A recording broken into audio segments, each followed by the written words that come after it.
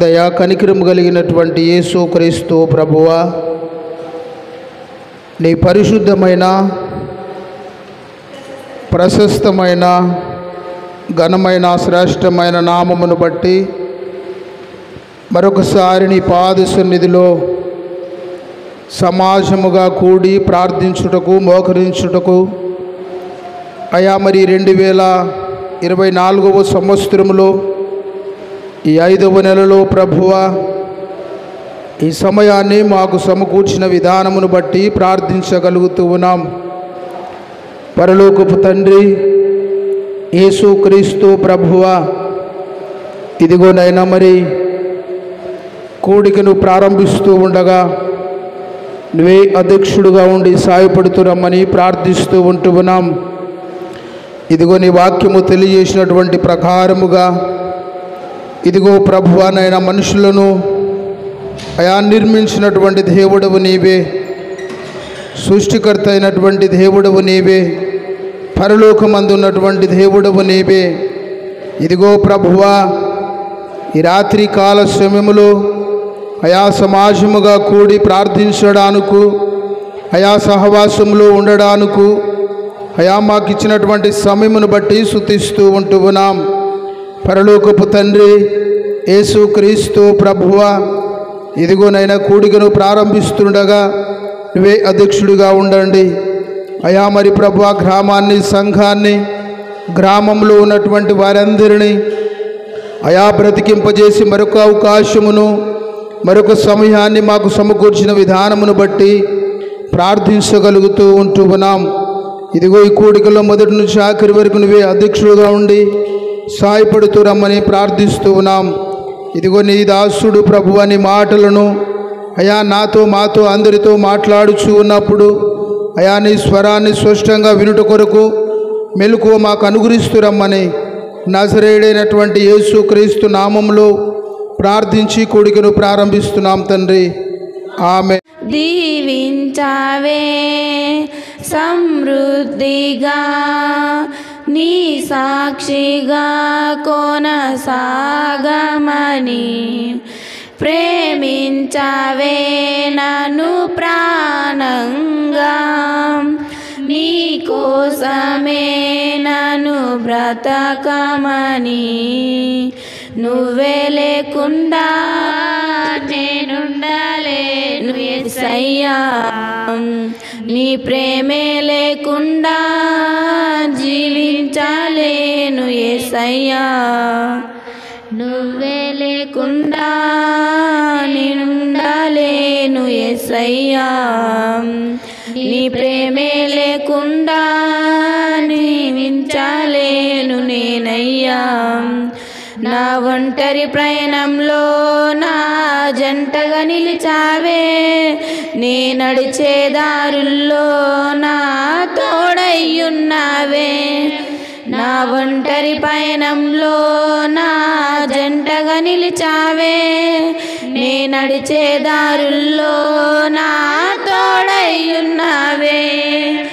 ఊహలలో నా ఊసులలో నా దాసబాసవైనావే,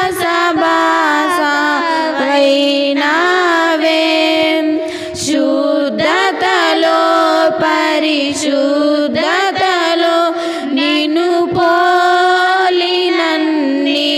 సాగమని, ప్రేమించావే సమృద్ధిగా నీ సాక్షిగా కొనసాగమని,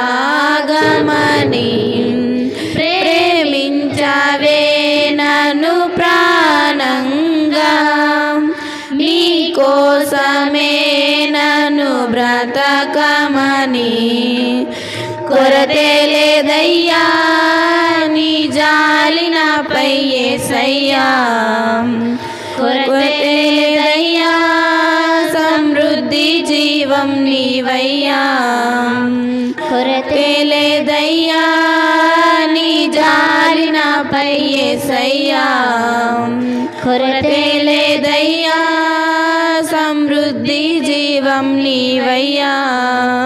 నా కన్నీరు కన్నీరంతా తుడిచావే కన్న తల్లిలా నా కొంతా తీర్చావే కన్న తండ్రిలా నా కన్నీరంతా తుడిచావే కన్న తల్లిలా కొదువంతా తీర్చావే కన్న తండ్రిలా ఆశలలో నిరాశలలో నేనున్న నీకని అన్నావే పోరులలో పోరాటములో నా పక్షముగానే నిలిచావే దీవించావే సమృద్ధిగా నీ సాక్షిగా కొనసాగమని ప్రేమించావే నన్ను ప్రాణంగా నీ కోసమే నన్ను బ్రతకమని. మొదటి పేతురు పత్రిక 4వ అధ్యాయము 4వ వచనం. అపరిమితమైన ఆ దుర్వ్యాపారమునందు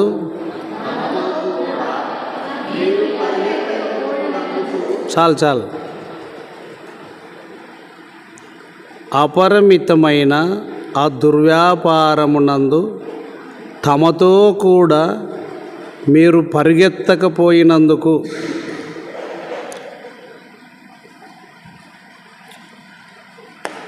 అదే మొదటి పేతురు 4:2 శరీర విషయములో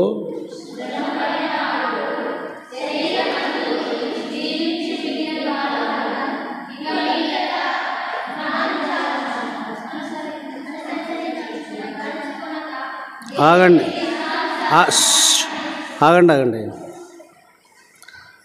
ఈ 2వ వచనంలో 2వ లైన్ శరీరమందు జీవించు మిగిలిన కాలము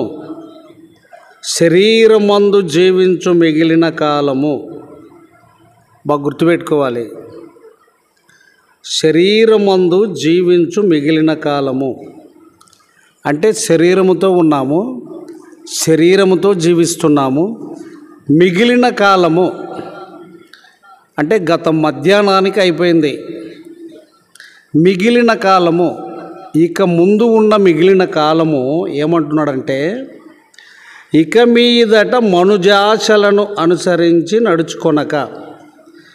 ఇక మీదట మనుజాశలను అంటే మనుషులు, మనుజాశలు అంటే మనుషులు,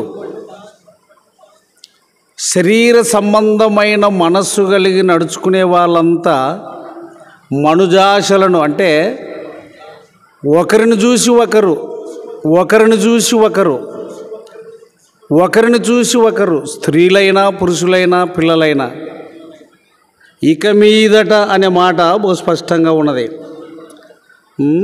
ఇక మీదట మనుజాశలను అనుసరించి నడుచుకొనక, మనుషులు నడుచుకున్నట్లు నడుచుకొనక. దాని తర్వాత ఏముందంటే దేవుని ఇష్టానుసారముగానే నడుచుకొనున్నట్లు, దేవుని ఇష్టానుసారముగా నడుచుకొనున్నట్లు. లోకస్తులు దేవుని ఇష్టానుసారముగా నడుచుకోరు. 4వ వచనంలో ఏం చదువుకున్నాము? అదే మొదటి పేతురు 4:4 అపరిమితమైన ఆ దుర్వ్యాపారమునందు తమతో కూడా, గుర్తుపెట్టుకోండి, అపరిమితమైన ఆ దుర్వ్యాపారమునందు తమతో కూడా మీరు పరిగెత్తకపోయినందుకు. మీరు అనగా దేవుని ఇష్టానుసారముగా నడుచుకునేవారు. ఎక్కడ? ఆ 2వ వచనంలో మధ్య భాగంలో చదివాను, 4వ అధ్యాయంలో. మనుజాశలను అనుసరించి నడుచుకొనక అపరిమితమైన దుర్వ్యాపారమునందు అనే మాట మనకు బహు స్పష్టంగా ఉన్నది. తమతో కూడా అంటే దుర్వ్యాపారమునందు కంట్రోల్ లేనివారు, మనస్సుని అదుపులో ఉంచుకోలేనివారు, మనుజాశలను అనుసరించు నడుచుకొనున్నట్లు ఇక మీదట దేవుని ఇష్టానుసారంగానే. అందుకే ప్రభు అన్నాడు, ఇరుకు మార్గము, ఇరుకు మార్గము. ఈ దుర్వ్యాపారము అనేది ఒక వ్యక్తిని సంపూర్ణంగా నాశనం చేస్తుంది. లూకా 15:13 లూకా 15:13 కొద్ది శ్రద్ధతో వినాలి. నేను చదువుతా. కొన్ని దినములైన తరువాత ఆ చిన్న కుమారుడు సమస్తమును సమకూర్చుకొని దూరదేశమునకు ప్రయాణమైపోయి అచ్చట తన ఆస్తిని దుర్వ్యాపారము వలన పాడు చేసెను. లోకములో ఏముందంటే దుర్వ్యాపారము, దుర్వ్యాపారము. లోకము దుష్టుని చేతిలో ఉన్నది, లోకము దుష్టుని చేతిలో ఉన్నది. మనుషుల ఆశలను అనుసరించి నడుచుకునే వారంతా దుష్ట స్వభావమును అనుసరిస్తారు. కనుక దేవుని ఇష్టానుసారంగానే నడుచుకునేవారు మనస్సుని అణుచుకుంటారు. మనస్సుని అణుచుకొనక అనే మాట ఎక్కడ? సామెతలు 25:28. సామెతలు 25:28.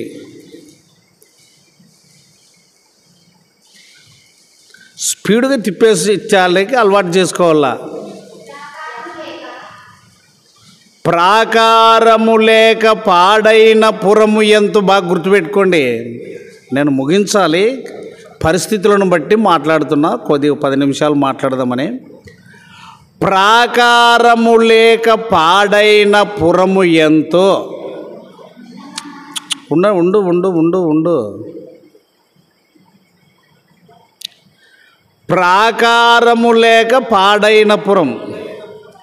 ఆ చిన్న కుమారుడు లూకా 15:13 చదువుకున్నాం కదా. వాడు దూరంగా పోయి బాగుంటాను అనుకున్నాడు. దూరంగా ఎవరున్నారు? ఇంటి వాళ్ళు లేరు, బుద్ధి చెప్పేవాళ్ళు లేరు. ఇంటి వారి కంటే ప్రాముఖ్యంగా నీకు బుద్ధి చెప్పేవాళ్ళు ఎవరుంటారు? ఇక చెప్తే దేవుని యందు విశ్వాసం ఉంచిన వాళ్ళు చెప్పాలి. వారైతే చెడిపోయాక ఎన్నడూ ఇష్టపడరు. తాము చెడిపోయాక ఇష్టపడరు, ఇతరులు చెడిపోయాక ఇష్టపడరు. కనుక దూరదేశము పోయి దుర్వ్యాపారము వలన తనకు కలిగినదంత పాడు. లోకము దుష్టుని చేతిలో ఉన్నది. ఈ దుష్టుడు దుర్వ్యాపారం చేయిస్తాడు.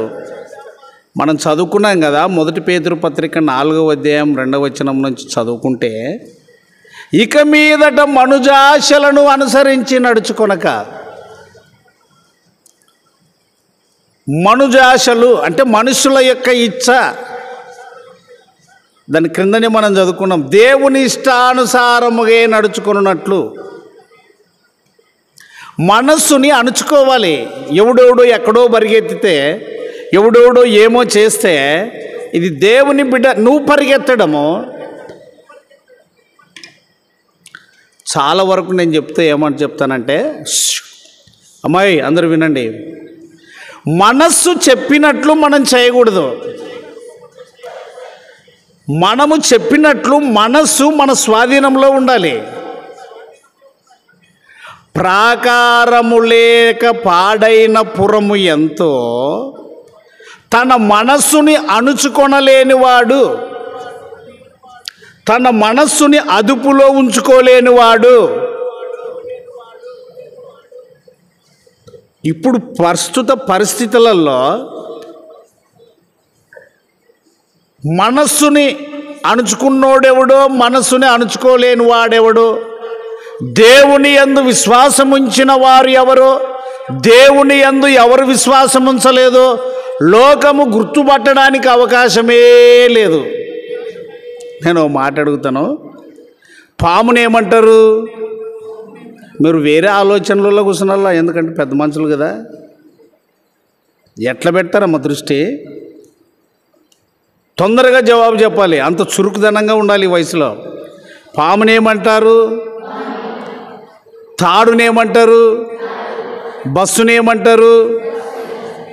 బర్రెగొడ్డునేమంటారు? గుర్రమునేమంటారు? చిన్నగా చెప్పాలా, వాటికి వినపడితే వచ్చి పట్టతంతే చిన్నగా చెప్పాలా. గుర్రమునేమని అంటారు? గాడిదనేమంటారు? నక్కనేమంటారు? కుక్కనేమంటారు? అదుపు లేకుండా తిరిగేవాడిని ఏమంటారు? అదుపు లేనివాడు అంటారు. మనకు అదుపు ఉంది. దేవుని హద్దు, దేవుని హద్దు. మనుజాశలను అనుసరించి నడుచుకొనక.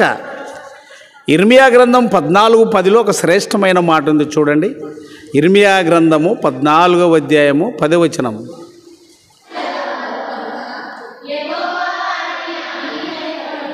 యెహోవా వారిని. ఇప్పుడు మీరు నా వైపు చూడండి. మీ యూత్ని కొంచెం ఆలోచన చేస్తే మీ మనస్సు పరిగెత్తుతూ ఉంటుంది. మనస్సు చెప్పినట్టు శరీరం కూడా పరిగెత్తుతుంది. నేను గమనించి చూసినప్పుడు ఇంత విరివిగా మీరు వాక్యం చదువుతూ, ఇంత విరివిగా మీరు వాక్యం వింటూ, ఇంత విరివిగా మందిరంలో ప్రభువుతో సహవాసం ఉంటున్న మీరు ఎవరు పిలిస్తే వాళ్ళు ఎమ్మడి పోయేకి ఇక మనుజాశలను అనుసరించి నడుచుకునేది మీరు ఎప్పుడో విరమించుకొని ఉండాలి. మీరు వచ్చిన దానికి గుర్తదే. నేను నా జీవితంలో బైబిల్ గ్రంథాన్ని చదివిన మొదటి రోజు నుంచే అన్ని కంట్రోల్ సిస్టమ్ అంటే గేర్ బాక్స్ ఉన్నట్టుగా. 28వ వచనం ఏముంది? 28వ వచనం సామెతలు 25:28.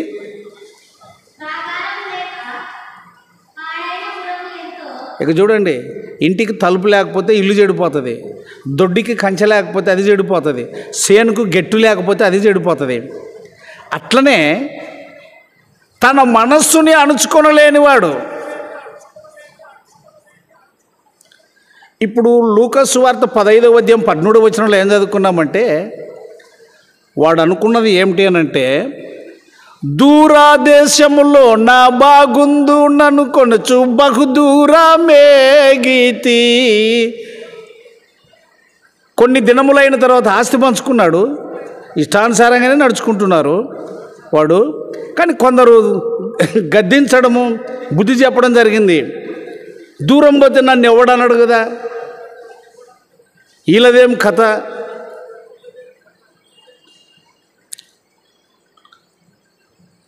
కాబట్టి నేను వాక్యంతో మిమ్మల్ని హెచ్చరించేది ఏమిటి అనంటే, మీకు అర్థమైపోయింది, చదువుతున్నారు, యుక్త వయసు వచ్చింది. ఎవరు పిలిస్తే వారెమ్మడి అమ్మ బిలని, నాయన బిలని, అన్న బిలని.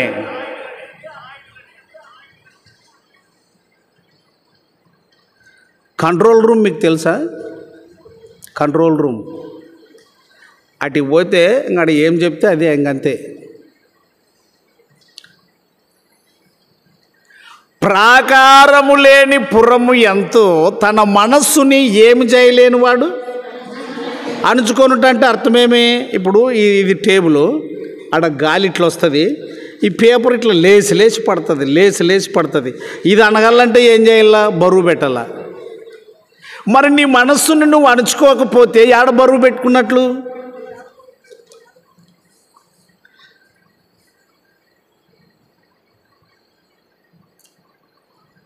నేను పొద్దున కొందరు పిల్లలతో మాట్లాడాను. పొద్దున నేను నా చెల్లెండ్లు ఇద్దరే, వారికి ఈ అవకాశం లేదు, వారికి ఈ రీతిగా నేను వాక్యం చెప్పలేదు. నాకు 4 ఉన్నారు బిడ్డలు, వారి ప్రత్యేకంగా ఈ రీతిగా సహవాసంలో మెదగలేదు. మీరు కూర్చున్నంత, మీరు గ్రంథాన్ని పట్టుకొని వచ్చినంత, మీరు కూర్చొని పాడినంత. ఓ పాప ఇంటర్ అయిపోయి ఇంటికి వస్తూనే పెండ్లి, ఓ పాప 10th అయిపోయి ఇంటికి వస్తూనే పెండ్లి, కాపురం. లెక్కకు చెప్పాలి అని అంటే మీరు 8వ తరగతి నుంచి 6వ తరగతి నుంచి వింటున్నారు.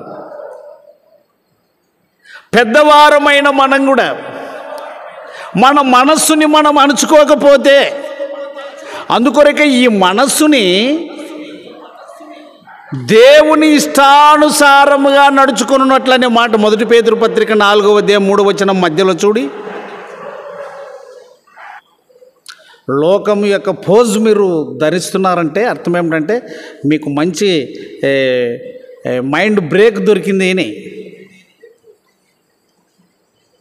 సహవాసం లేని వారైతే, వాక్యము వినబడని వారైతే, అంటే వాక్యము అనగా దేవుని మాట వినబడని వారైతే, అందుకొరకే ప్రాకారము లేని పురము తీరు మనం ఉండకూడదు, కంచె లేని దొడ్డి వలె మనం ఉండకూడదు, వాకిలి లేని ఇల్లు వలె మనం ఉండకూడదు. వాక్యము మనిషిని నడిపిస్తుంది. అందుకొరకే అది పాదములకు దీపము, త్రోవకు వెలుగని ఉంది. 105వ వచనం, 119 చూడి.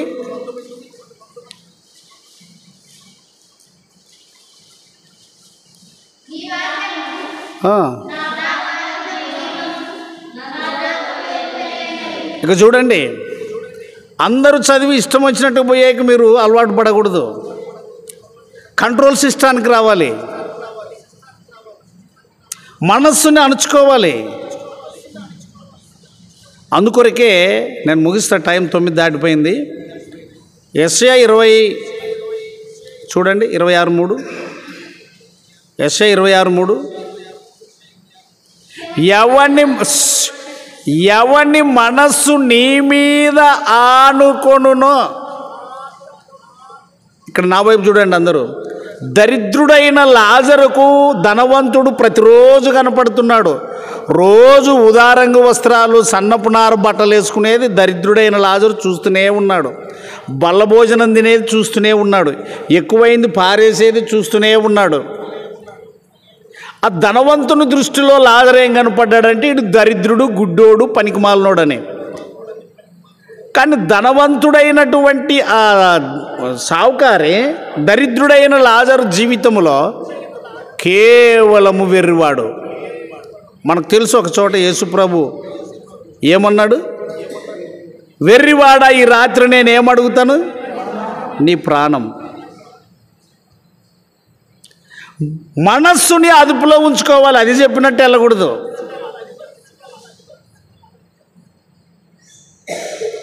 ఎవని మనస్సు నీ మీద ఆనుకొనునో, లోకం మీద కాదు. నీ ఇంట్లో ఎవడో దేవునికి లోబడినాడు ఉంటాడు, వాని అమ్మడు పోయే కాదు. వాడు ఎంతన్నా లాభం సంపాదించుకొని వాడు 2 చేతులతో పట్టుకొని నువ్వు పట్టుకోవడానికి అవకాశం లేదు. నీ మనసుని కంట్రోల్ చేసుకోవాలి, నీ మనస్సును అదుపులో ఉంచుకోవాలి, నీ మనస్సు వాక్యం మీద ఉంచుకోవాలి, నీ మనస్సు ప్రభు మీద ఉంచుకోవాలి, పరలోకపు నీతి మీద ఉంచుకోవాలి, పరిశుద్ధత మీద ఉంచుకోవాలి, పవిత్రత మీద ఉంచుకోవాలి నీ మనస్సుని.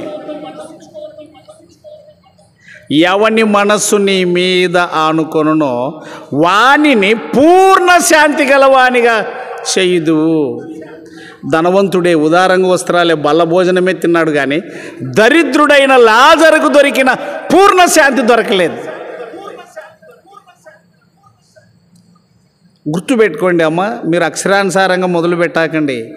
వస్తున్నారు, మంచిది నేర్చుకుంటున్నారు, మీ మనస్సును అదుపులో ఉంచుకోవాలి. పెద్దోళ్ళం మనం కూడా మనుజాశలను అనుసరించి వాక్యమునకు లోబడని వారు, వాక్యం అంటే విశ్వసించని వారు, వాక్యం అంటే నమ్మని వారు దేవుని నమ్మరు, దేవుని నమ్మని వారు వాక్యం అంటే నమ్మరు.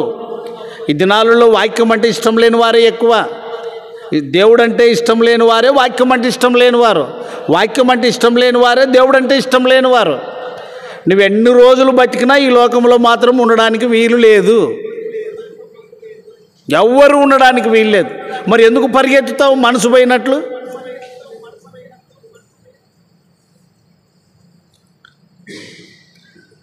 సరే, దీని మీద చాలా విషయాలు మాట్లాడచ్చు, వీలైతే మరొకసారి చూసుకుందాం. మనస్సుని ఏం చేయాలి చెప్పండి? అది చూడండి, రౌండ్ చేసుకోండి. సామెతలు 25:28, ఆ 2వ లైన్. తన మనస్సుని అణుచుకొనలేని వారు అంతే. మనస్సును అణుచుకోవాలి. ఎవడో పరిగెత్తితే నువ్వు పరిగెత్తకూడదు అమ్మా. ఎవరో ఆమె పరిగెత్తితే నువ్వు పరిగెత్తకూడదు. ఆమె ఏడుదేడుదో తెచ్చుకుంటే నువ్వు తెచ్చుకోకూడదు. వీరు దేవుని పిల్లలు, వీరు యోగ్యమైన వారు, వీరు అయోగ్యులు కాదు. నడువడి చేతనే అది సాక్ష్యం వచ్చేది, నడక చేతనే.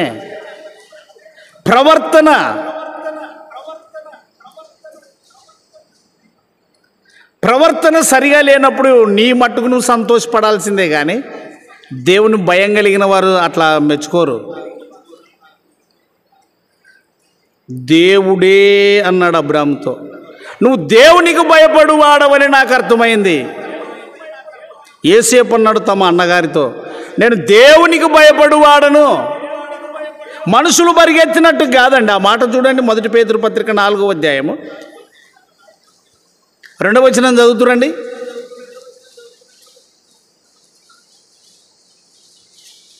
ప్రయత్నం చేయాలి బాబు, కూర్చుంటే ఎట్లా? 2వ వచనం కంటిన్యూ చేయండి.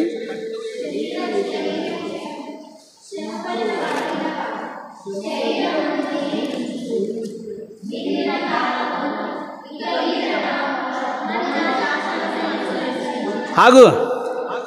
మనుజాశలను అనుసరించంటే దేవునికి లోబడని వారు పోయినట్టుగా. నువ్వు కంట్రోల్లో ఉండకపోతే కష్టం. మనుజాశలను అనుసరించి నడుచుకొనక ఇక మీదట ఎవరి ఇష్టానుసారంగా ఉంది. ఆ మాట అక్కడ, ఎవరి ఇష్టానుసారంగా. నేను ఒక మాట చెప్తున్నా, పిల్లలు బాగా గ్రహించండి, అన్న మీరు కూడా గ్రహించండి. మనం ఎప్పుడైతే వాక్యం కొరకు నిలుస్తామో తమ్ముడే శత్రువు అవుతాడు, కొడుకే శత్రువు అవుతాడు, కోడలే శత్రువు అవుతుంది, మనమడే శత్రువు అవుతాడు, మనమరాలే శత్రువు అవుతుంది. అమ్మాయి ముందు నీ తల్లే నీకు శత్రువు అవుతుంది వాక్యము కొరకు నిలిస్తే. కాబట్టి మీరు ఇప్పుడే